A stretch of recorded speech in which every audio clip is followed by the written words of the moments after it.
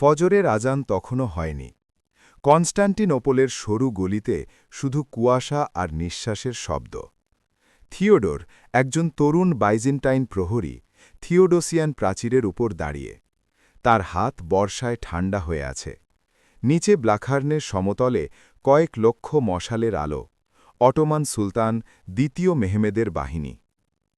আজ রাতটা অন্যরকম, পাশের সৈনিক বলল। থিওডোর কিছু বলল না। সে জানত ৫০ দিনের অবরোধের পর আজ শেষ রাত। মেহমেদের সংকল্প। কয়েক মাইল দূরে একটি সাদা তাঁবুর ভেতরে ২১ বছরে সুলতান মেহমেদ মানচিত্রের ওপর ঝুঁকে আছেন। তার সামনে রাখা একটি পাথরের ওজনদার বস্তু, কনস্ট্যান্টিনোপলের চাবি। তিনি স্বপ্নে দেখেছিলেন একদিন এই শহর তার হবে। তিনি মাথা তুললেন, বললেন, উরবানের কামান প্রস্তুত? হ্যাঁ সুলতান, সেনাপতির গলায় উত্তেজনা। উরবান, একজন হাঙ্গেরিয়ান কামার, ইতিহাসের সবচেয়ে বড় কামান তৈরি করেছিল এই শহর ভাঙার জন্য।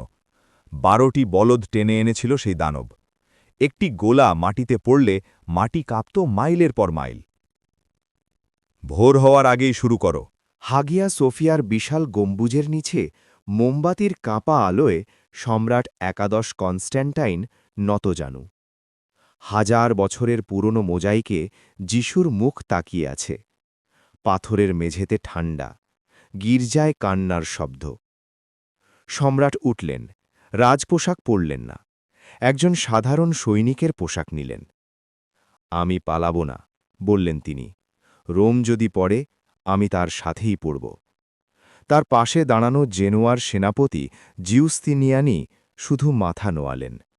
কথা নেই, সব বলা হয়ে গেছে।